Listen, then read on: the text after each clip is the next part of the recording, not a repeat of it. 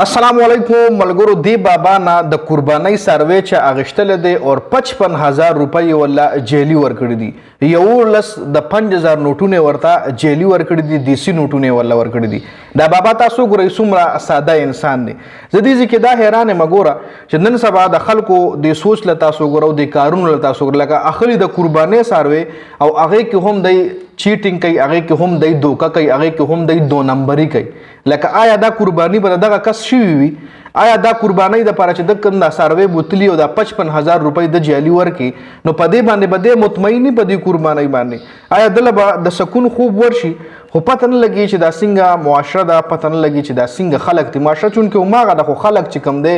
لکه د قربانۍ په څاروي کې هم او بیا داسې یو ساده بابا سره، یو داسې ساده انسان سره، یو داسې بزرګ انسان سره چې ته ورسره دوکه کې او 55,000 لوټونه ته جیلی ورکې او لکه ته دا سوچ هم نه کې دا څاروی چې کوم د دې بابا خپل ذاتي څاروي لکه بعضې نن سبا تاسو ګورئ څومره ګراني د خلک د مجبورۍ نه خپل څاروي ویښکلي دي او خرڅ کړي دي، چونکې دای په زړه هم نه وي خو د مجبورۍ نه خپل څاروي خرڅ کې وایي کې هم ته چې ورسره دوکه وشي. خیر دې بابا له بیا خلکو امداد هم کړی دی د امجد بای په ترو باندې او یو دوه نور کسانو نمونه زما د ذهن نه وتل هغوی په ترو باندې دې بابا له د 55,000 په ځای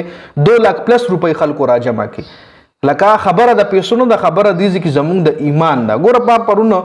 تقریبا 3 څاروي مونږ واغېشتل، روریان را سره هم او چې چا نه مو ویشتل هغه مالک ته به مو چې پیسې ورکړې هغه به مو ووایي چې دا نوټونه ته دې کې چک کړه او ورته مې خپل نمبر هم ورکړو. که سبا شو که بله ورځ شو چې کله هم دې نوټ کې تاله چې ووایي چې دا 2 نمبر د نوټ په ما د راکړې او تاله به زه نورې پیسې درکړم، والله مې خپل نمبر پرسنلي ذاتي نمبر مې والله پرېښو چې نه که دې کې تا سره بیا هم چېرته د زړه شک و شبهات خوري په نوټ کې نو ته ماله واپس کولی شي. نو هغه وی نه بس صحیح ده وکړې د هغه ټایم هم چک کړلو، بیا مې ول احتیاطي نمبر هم ورکړو چې دا واله خیر دی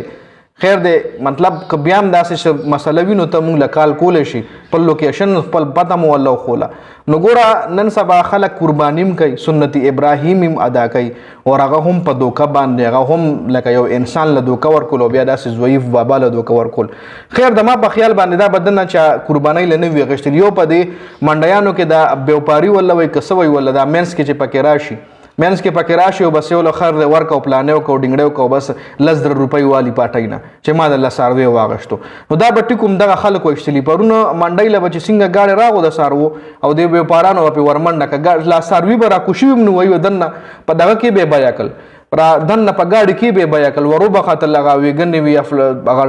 غټ ټایپ ویګنې وي پکې 115 څاروي راځي یا داسې ګټو ټایپ ګاډی وي نو ورو به خاطر والله او په هغې کې به یې مطلب بیه کړل او چې واپس پرې راکوز کړل هلته به ویشته په 3 لک او چې واپس پرې راکوز کړل 350 ما ورته به 350 او 4 لک روپۍ وي. لکه زیات مطلب د خلکو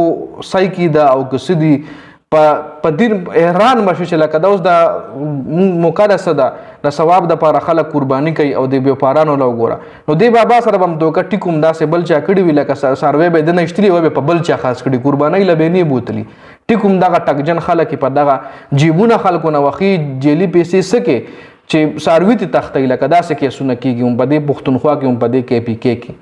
نو الله دې په موږ رحم وکړي، دا زموږ اعمال دی بیا موږ وایو چې په موږ باندې ظالم حکمران ناست دی یا د موږ په ملک کې مهنګایي ده یا د موږ سکون نشته دی یا د موږ کور کې بیماریانې دي. وجه هم دغه ده چې بل انسان له کندې کړو نو بل انسان دی راشو کوو او خپل کور ته یې راوړو. لکه ډېره د افسوس خبره ده. خیر دې حوالې سره که ستاسو څه رایې وي نو کمنټ کولی شئ.